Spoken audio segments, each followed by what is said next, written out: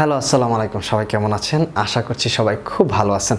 আজকে আমাদের পড়ার বিষয় হচ্ছে বাংলা এবং বাংলা সাহিত্য নিয়ে আমরা আজকে আলোচনা শুরু করব।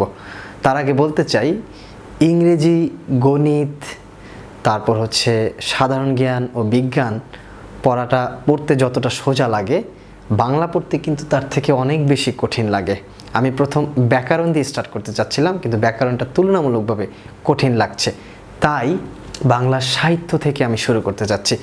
এবং যারা আর্টস ফ্যাকাল্টি বা ঘ ইউনিটে পরীক্ষা দেবেন তাদের জন্য এই বাংলা সাহিত্য খুবই গুরুত্বপূর্ণ, কারণ বাংলা সাহিত্য থেকে অবশ্যই অনেকগুলো প্রশ্ন থাকবে। তাই বাংলা সাহিত্য নিয়ে আজকে কথা বলছি এবং ক্রমান্বয়ে অনেকগুলো ভিডিও বানাবো শুধু বাংলা সাহিত্য নিয়ে। সো প্রথমে আলোচনা করতে চাই বাংলা সাহিত্যের কয়টি প্রকারভেদ রয়েছে, অর্থাৎ তার যুগ নিয়ে। বাংলা সাহিত্যের যুগ নিয়ে আলোচনা করতে চাই। বাংলা সাহিত্যের তিনটি যুগ। একটি হচ্ছে প্রাচীন যুগ, যার ব্যাপ্তিকাল হচ্ছে 650 থেকে 1200 সাল পর্যন্ত। আরেকটি হচ্ছে মধ্যযুগ, যার ব্যাপ্তিকাল হচ্ছে 1201 থেকে 1800 সাল পর্যন্ত। এবং সর্বশেষ হচ্ছে আধুনিক যুগ, যার ব্যাপ্তিকাল হচ্ছে 1801 থেকে বর্তমান। সো এই তিনটি যুগ নিয়েই হচ্ছে বাংলা সাহিত্য, এবং বাংলা সাহিত্যের এই তিনটি যুগেই হচ্ছে আমাদের পড়ার বিষয়। তার মধ্যে প্রাচীন যুগ থেকে অবশ্যই 2 থেকে 3টি প্রশ্ন থাকে, এবং প্রাচীন যুগটা হচ্ছে সবচাইতে ছোট, কারণ বাংলা সাহিত্যে প্রাচীন যুগে নিদর্শন বা প্রাচীন যুগের বিষয় খুব কমই জানা গেছে। তাই প্রাচীন যুগের ইনফরমেশনগুলো বা তথ্যগুলো খুবই কম। তাই আমরা প্রাচীন যুগটা খুব অল্প পড়েই 3টা বা 2টা প্রশ্ন পেয়ে যাব। তারপরে আমরা পড়ব মধ্যযুগ, তারপরে সবশেষে পড়ব আমরা আধুনিক যুগ, এবং আমরা দেখব ধীরে ধীরে কিভাবে বাংলা সাহিত্যের বিবর্তন এবং এতটা উন্নত হয়েছে। সো আজকে আমরা আলোচনা করব প্রাচীন যুগ সম্পর্কে। প্রাচীন যুগে মূলত বাংলা সাহিত্য যেভাবে পরিচালিত হয়েছিল সেটা হচ্ছে চর্যাপদ, অর্থাৎ বাংলা সাহিত্যের আদি নিদর্শন হচ্ছে চর্যাপদ। বাংলা সাহিত্যের আদি নিদর্শন কি? চর্যাপদ। অর্থাৎ এই চর্যাপদই হচ্ছে বাংলা সাহিত্যের আদি নিদর্শন, অর্থাৎ বাংলা সাহিত্যে যে আদি নিদর্শন খুঁজে পাওয়া যায় সেটি হচ্ছে চর্যাপদ। এই চর্যাপদ মূলত এর কয়েকটি নামকরণ করা হয়, যেমন দোহাকোষ। দোহাকোষ কিন্তু চর্যাপদের একটি নাম। তারপর হচ্ছে চর্যা গীতিকা, এটাও কিন্তু চর্যাপদের আরও একটি নাম। তারপর এই চর্যাপদ মূলত বৌদ্ধ সহজিয়াদের কি ছিল? বৌদ্ধ সহজিয়াদের সঙ্গীত শিল্প ছিল। তার মানে চর্যাপদ তাহলে কি? একটি কবিতা বা গান। চর্যাপদ কি? কবিতা বা গান। এটা বৌদ্ধ সহজিয়াদের কি ছিল?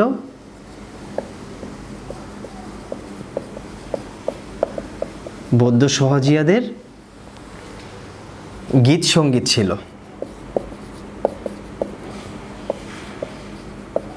বৌদ্ধ সহজিয়াদের গীত সঙ্গীত ছিল কি? এই চর্যাপদ। এবং চর্যাপদ মাত্রাবৃত্ত ছন্দে রচিত হয়েছে। কি ছন্দে? মাত্রাবৃত্ত ছন্দে। চর্যাপদ কোন ছন্দে রচিত? মাত্রাবৃত্ত ছন্দে রচিত। এবার আলোচনা করব চর্যাপদ কিভাবে আবিষ্কার হলো। চর্যাপদের আবিষ্কার, হ্যাঁ, চর্যাপদ মূলত 1907 সালে কে আবিষ্কার করেন? হরিপ্রসাদ শাস্ত্রী। নাম কি? হরিপ্রসাদ শাস্ত্রী। হরিপ্রসাদ শাস্ত্রী, যিনি নেপালের রাজ গ্রন্থাগার থেকে এই চর্যাপদের আবিষ্কার করেন। কত সালে? 1907 সালে। পরবর্তীতে 1916 সালে তিনি এটি প্রকাশ করেন বাংলায়, অর্থাৎ তিনি এটি বাংলায় প্রকাশ করেন, মানে বাংলা পত্রিকায় প্রকাশ করেন 4টি ছন্দে 1916 সালে। এই হচ্ছে চর্যাপদের আবিষ্কার। কে করেছেন? হরিপ্রসাদ শাস্ত্রী।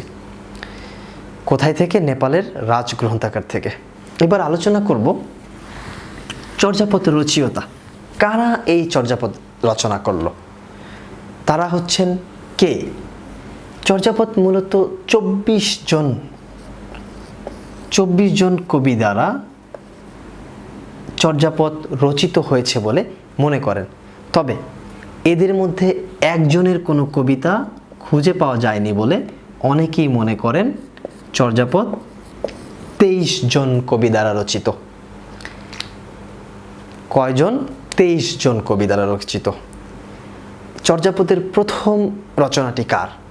প্রথম রচনাটি হচ্ছে লুইপা। চর্যাপদের প্রথম রচনাটি কার? লুইপার। হরিপ্রসাদ শাস্ত্রী সহ অধিকাংশের মতে চর্যাপদের প্রথম রচনাটি হচ্ছে লুইপা। তবে ডক্টর মোহাম্মদ শহীদুল্লাহর মতে চর্যাপদের প্রথম রচিত হচ্ছে সবরবা। সবরবা। চর্যাপদের প্রথম রচয়িতাকে সবরবা।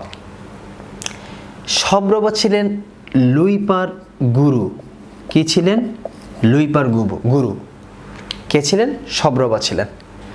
ডক্টর মোহাম্মদ শহীদুল্লাহর মতে চর্যাপদ রয়েছে 50টি, আর সুকুমার সেনের মতে চর্যাপদ রয়েছে 51টি। এবং এই চর্যাপদ পদ মূলত সন্ধ্যা বা সান্ধ্য ভাষা দ্বারা রচিত। কি? সন্ধ্যা বা সান্ধ্য ভাষা দ্বারা, সন্ধ্যা বা সান্ধ্য ভাষা দ্বারা রচিত এই চর্যাপদ। সো প্রাচীন যুগ সম্পর্কে জাস্ট আমরা এইটুকু ইনফরমেশন জানলেই 2 থেকে 3টা প্রশ্ন পেরে যাব। সো আজকের মতো এখানে শেষ। নেক্সট দিনে আমরা মধ্যযুগ শুরু করব। সবাইকে ধন্যবাদ। আল্লাহ হাফেজ।